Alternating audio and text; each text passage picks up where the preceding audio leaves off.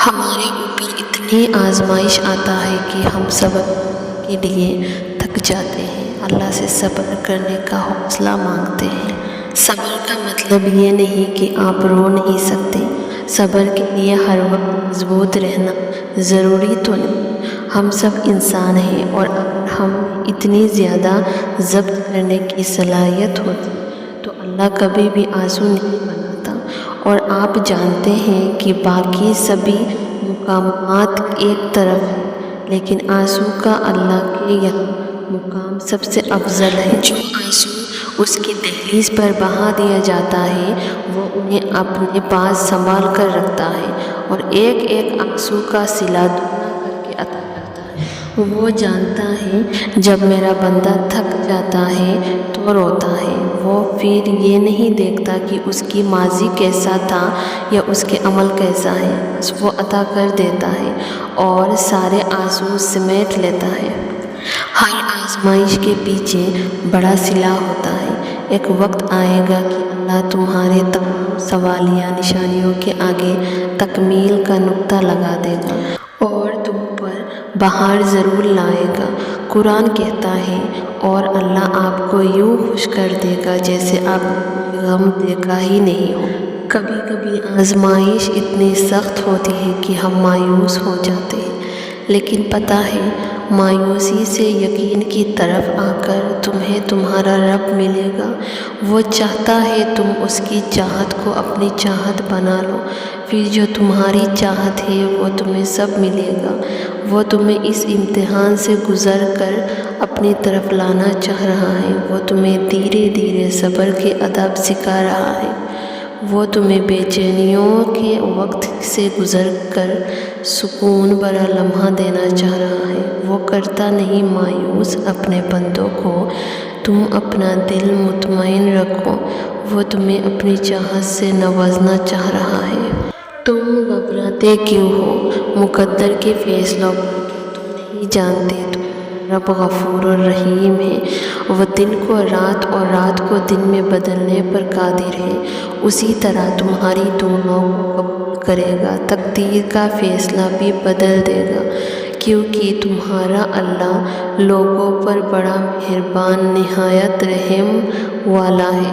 کچھ لوگ اللہ کے ڈر کے لیے ہی پیدا کیے جاتے ہیں۔ اللہ ان کو چن لیتا ہے، کبھی رلا کر، کبھی آزما کر، کبھی تکلیف دے کر۔ وہ اپنے خاص بندوں کو دوسروں سے الگ کر دیتا ہے۔ کچھ اس مقام تک چل کر آتے ہیں تو کچھ کو کھینچ کر لایا جاتا ہے۔ جب آپ خود کو تنہا محسوس کرتے ہو، کوئی بات کرنے کے لیے بھی نہ ہو، تو اللہ سے جڑ جاؤ۔ اللہ کبھی مصروف نہیں ہوتا۔ اللہ کے پاس ہمارے ہر سوال کا جواب ہوتا ہے جو ہمیں سکون دیتا ہے۔ حضرت یوسف کے سامنے سب دروازے بند تھے، مگر وہ پھر بھی ان بند دروازوں کی جانب دوڑتے رہے، کیونکہ انہیں یقین تھا کہ اللہ تعالیٰ ان کے لیے بند دروازے بھی کھول دے گا۔ یہ ہوتا ہے یقین۔ اگر تمہارے لیے بھی سب دروازے بند ہیں تو بھاگتے رہو، کیونکہ تمہارا اور یوسف کا اللہ ایک ہے۔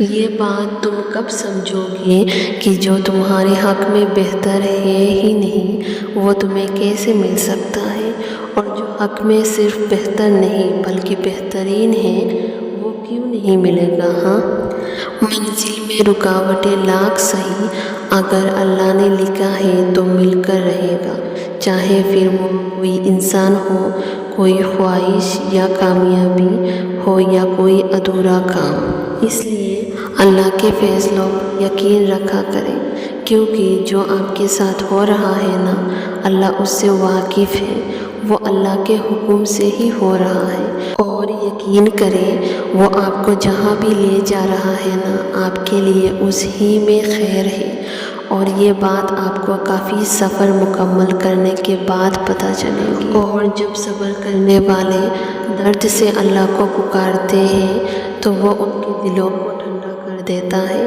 اور انہیں ہر غم گھٹن سے آزاد کر دیتا ہے۔ تمہارا کام بس دعا کرنا ہے، اسباب وہ خود بناتا ہے، اور جلد ہی وہ تمہیں یوں خوش کر دے گا کہ تم پھر سے جی اٹھو، وہ کر دے گا رحم تم پر، وہ واپس لے آئے گا ہر گزری ہوئی بہاریں، وہ خود ہاتھ تھام کر چلے گا تمہارے ساتھ، وہ خود ہر درد و تکلیف کو دور کر کے توڑ دے گا ناممکن کی ساری دیواریں، کیونکہ وہی المالک ہے اس دنیا کا اور وہی تمہاری مدد کرنے والا ہے۔ وہ تم سے گزر کر ہی خود تک لے آتا ہے، اور جب تم اس تک پہنچ جاتے ہو تو وہ تمہارے لیے انہی دعاؤں کا وسیلہ بنا دیتا ہے جن کی قبولیت کا تم نے گمان بھی نہیں ہوتا۔ وہ جسے چن لیتا ہے اسے پاک کر دیتا ہے۔ کس چیز سے پاک کبھی سوچا ہے؟ وہ پاک کر دیتا ہے اپنے علاوہ ہر اس چیز سے جو تمہارے اور اس کے درمیان حائل ہوتی ہے۔ وہ یوں تمہاری دعاؤں کو ہر اس رکاوٹ سے پاک دیتا ہے جو ان کا راستہ روکے کھڑی ہوتی ہے، اور پھر وہ ہوتا ہے جو نہ کسی نے سنا ہوگا اور نہ ہی دیکھا ہوگا۔ وہ جس کا نام الحکم ہے، یعنی انصاف کرنے والا، پھر وہ کیسے تمہارے ساتھ ناانصافی ہونے دے سکتا ہے؟ جس کا نام الحفیظ ہے، یعنی محافظ، کیسے تمہیں کسی ایسے چیز کے حوالے کر سکتا ہے جس سے تمہیں تکلیف ملے؟ وہ جس کا نام المجیب ہے، یعنی جواب دینے والا، پھر وہ کیسے تمہاری دعاؤں کے جواب دیے بغیر انہیں واپس لوٹا سکتا ہے؟ بس صبر کرو اور دعا کرنا کبھی مت چھوڑو، پھر دیکھو تم اپنی دعاؤں سے وہ بھی پالو گے جو تمہارا نہیں۔ اور اگر یقین رکھتے ہو تو حالات سے نا امید مت ہو، کیونکہ معجزے یقین والوں کے لیے ہوتے ہیں اور معجزے روز ہوتے ہیں۔ تو پھر ڈرو مت، تم جہاں کہیں بھی ہو اللہ تمہارے ساتھ ہے۔